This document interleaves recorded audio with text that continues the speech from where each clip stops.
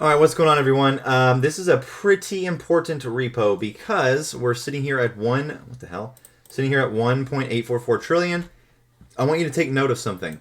This award rate here, this is the first time our 50-point hike has been applied as reflected here. Because if we see, before you think that it's just because it's overnight, Friday to Monday, 0.80. Let's go back in time to last Friday.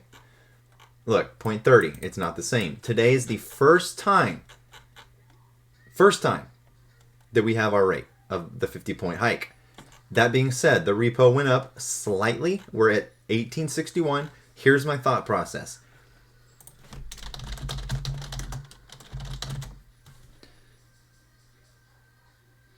Oh, it's May. Whoops. It's all about CPI.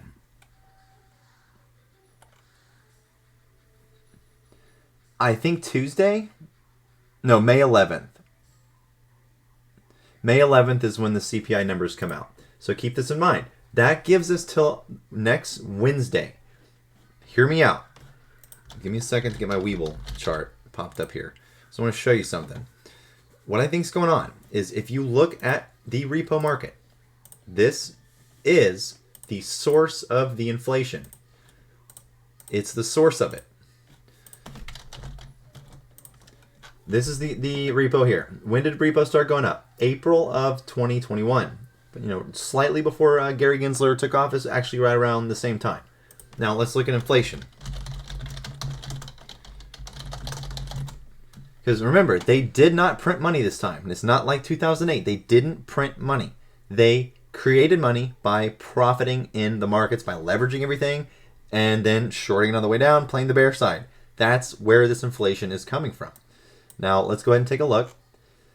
I want you to see this because if you look and you put these charts side by side, it is obvious.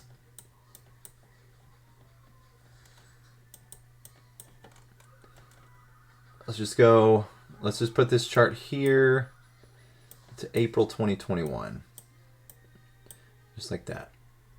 Do they have a different chart type? That would be nice. Does this one have a different chart? Let's do line.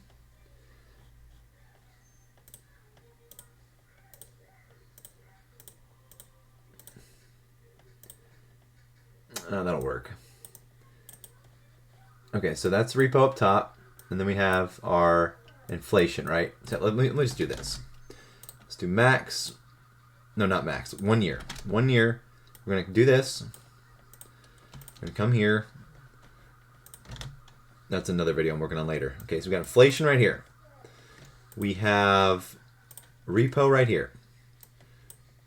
Reverse repo. April, that's March. Okay, so let's go a little bit more about right there.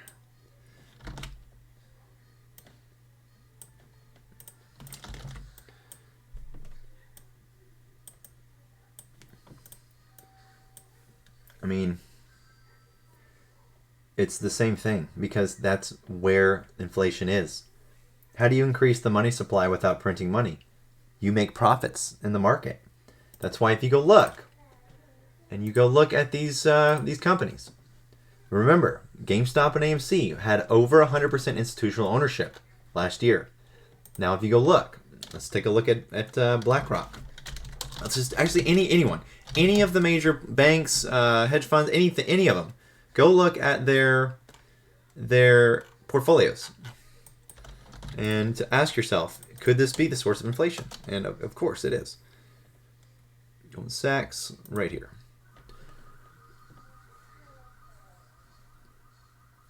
So Goldman Sachs has 2,990 institutional owners. That's how many owners they have. Now, let's go to their overview and see how many positions they have in their portfolio. It's absurd. Vanguard has like 6,000. Fidelity has about 5,000. BlackRock has about 7,000. It's absurd. And then you look and you ask yourself, okay, well, let's go to New York State Common Retirement Fund, right? Which is a pension fund, which is a share lending vehicle. And you ask yourself, what are they holding? Well, all of the tech stocks, of course. Is there any money market funds in here? If so, which I'm assuming there is. Because they're in most of these. Because, again, collateral crisis, right? Goldman Sachs.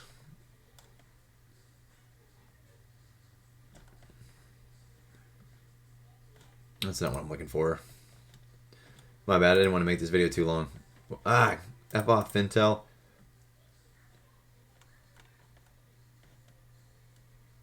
Well, I guess I'll have to pull that up later. But if you want to look for yourself, just go look at any of these 13Fs. Just go to Google, type 13F, like GS 13F from Fintel.